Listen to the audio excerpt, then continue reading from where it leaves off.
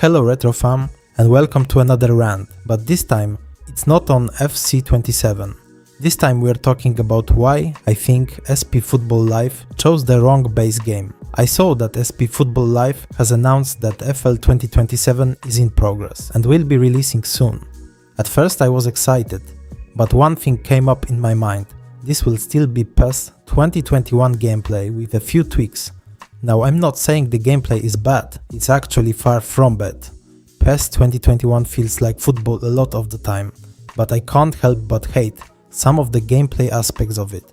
And I think there's one PES in the modern era that captured actual football, and I wish this game had more support than it does, or at least that its gameplay could be ported into PES 2021 or the SP Football Live games. That game is PES 2019. For some reason, this is one of the most overlooked football games in this gen, well, previous gen, but you get what I'm saying. The gameplay is fun, and I think it represents football very well. Let's talk about this game, but before we get into that, I'd really appreciate it if you press that subscribe button and hit that bell so you never miss our videos. Thank you, and let's get into it. Okay, so what's so good about PES 2019 that made me say SP Football Live should have based their base game on it? Well, almost everything. I know PES 2019 isn't the most vibrant or best looking game, but with a few tweaks it could be. The thing is, modders don't really care about this game. The last update I could find online was for the 24-25 season, which I think proves my point. It kind of makes sense though, modders would rather work with the most recent PES release, which was 2021. Apart from that, the PES games that get a lot of modder support are the classic ones like PES 2017, PES 2013 and the iconic PES 6. Other than those, it feels like the rest of the PES games have been abandoned. Okay, now let's talk about the reasons why I think Football Live should have used PES 2019 as its base game. Let's start with the graphics. Yes, PES 2019 is not a better looking game than PES 2021, but there are things it did better. For example, the cloth simulation on the player kits. I know PES 2021 has cloth sim too, but it's so minimal you can barely see it. In PES 2019, you can actually see the kit moving when players move or celebrate. It's not just lines drawn on the kit to fake movement. This type of cloth sim only appeared in a handful of PES games. Maybe more, but the ones I know for sure are PES 2014, PES 2018 and of course PES 2019, and it adds a lot to immersion and realism.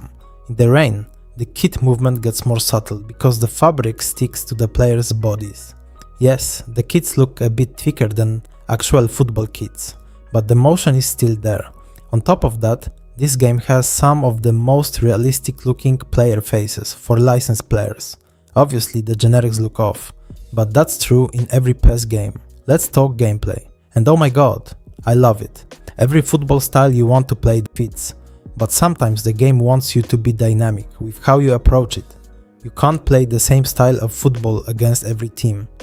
Some teams force you to play on the counter because of their high defensive line, but a mistimed pass can result in an offside. Remind you of a team.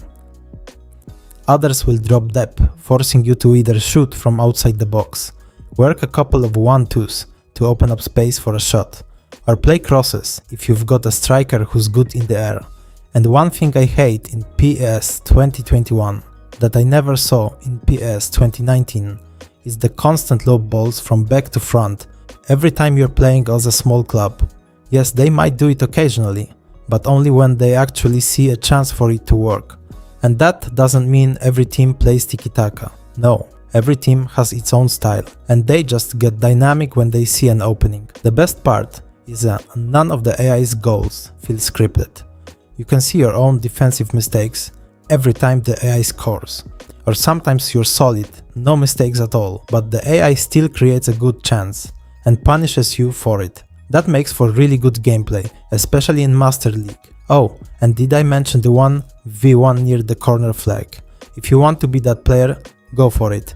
Let me tell you one thing about playing for a small club in Become a Legend in PES 2021. It's the worst thing to do, especially if you choose to play as an attacking mid A full 45 minutes can go by without you touching the ball, or you're just playing defense the whole time, because the team wins the ball, passes it back to the center back, and then lobs it up to the striker, every single time. I hated that with a passion. I once chose to represent a small national team, and I ended up skipping matches every time I was called up, because I just didn't enjoy playing. But in PES 2019, it's a different story, because the AI knows how to be dynamic when certain plays aren't working. And that's true across every team, not just the big ones. The interesting thing is you can still feel the difference in team levels when you play.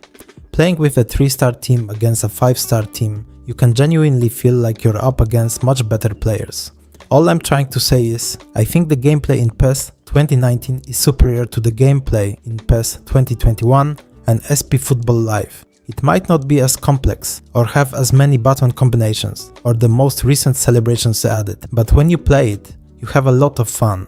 And that's why I think it should have been used as SP Football Live's base game, instead of PES 2021. It's been your boy Retro.